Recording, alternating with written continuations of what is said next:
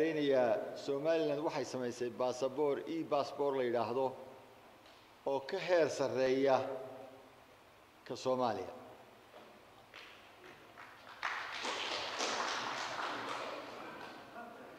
waxaanay dufcadiisii u horeysay soo degtay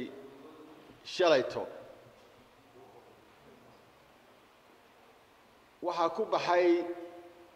lacag fara badan oo 1 milyan oo dollar ah halka milyan inagoo baahi badan qabna waxaynu u sameeynay laba arrimood in caalamka aynu geeyno baasaboor mishiinadoodu akhriyi karaan oo ay garan karaan halka uu ka soo baxay cid wadata noocu yahay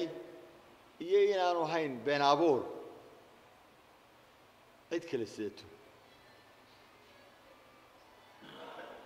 talabaadna waxa weeye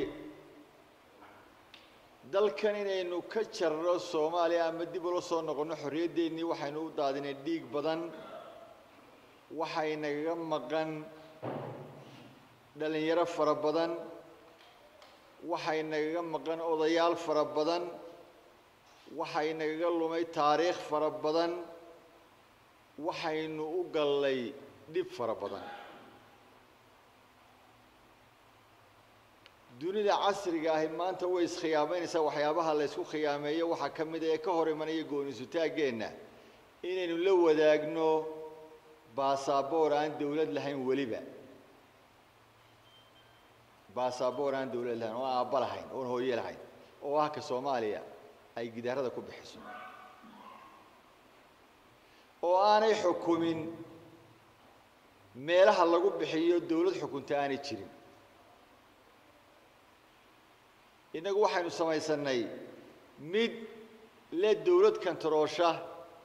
iyo cid lagala xiriiro oo xataa haddii ninka wata uu dambi sameeyo aynu mas'uuliyadeeda qaadayso ninka baasaboorka Soomaaliland iyo baasaboorka sita inuu yahay muwaadin Soomaaliland ah wax alla wixii ka yimaadana dawladda Soomaaliland dusheeda ku qaadayso taa waxaanu wadnaa imika inaanu waxaan kaloo halkan uga mahadnaqayaa madaxweynaha Djibouti iyo dawladda Djibouti oo dhawaan safar aanu ku tagnay markii aanu u sheegnay inuu baasaboorka soo socdo noo ballan qaaday inay nagula macaamili doonaan oo ay inoo ogolaan doonaan inaynu ku safarro dalka Djibouti baasaboorka cusub ee Soomaaliland dalal kale oo fara badan oo hore inoo ogolaanay way jiraan oo maanta kan qaadanaya waxaanu ku tali jiraa dawladda Sacuudiga haddii ay baydmo inta xashka ka horeysa inaanu u geeyno baasaboorka Soomaaliland Sacuudiga uu ixtiraafsanaan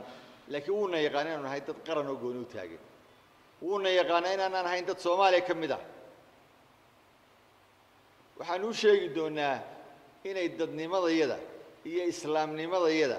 iyo dawladnimadayada iyo mas'uuliyadayada iyo mas'uuliyadda aanu ka nahay baasaboorka cid sita inay noogu ogolaadaan inaanu ku soo xajno ee aanay nagu khasbin midaan dawlad lahayn oo aanan wakiil ka ahayn oo aan la noo qabsan doonin waxa ka yimaada inaanay nagu khasbin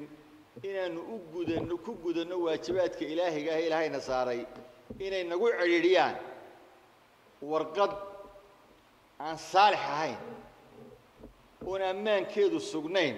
inayna yiraahdaan haddiidan taa ku iman xaji maysaan yani waxaan qaab markaa inuu wada xajinahay haddii la inoogu diido baasaboorkeeda oo inaynu lacag iska bixinaba aan loo baahnay kulluna xujaaj baynu noqon doonaa haddii la yiraahdo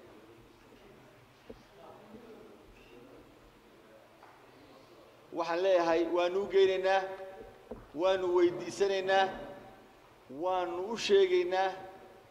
wayna yaqaanaan hadday diidaan baasaboorkeena xajka ilaahay iyagaynu isku reebaynaa haddii la yiraahdo inana waa ka tashaynaa waxaynu yeelin taas waa taa waxaanan rajaynayaa filayaa دولة السعودية ودولة إسلامة wayna yaqaanaan xiriir wanaagsan baynu leenahay inay naga aqbali doonaan baanu rajo weyn ku qabnaa inaynu xashi ku tagno sanadkan baasaboorka Soomaaliland cusub. Salaam.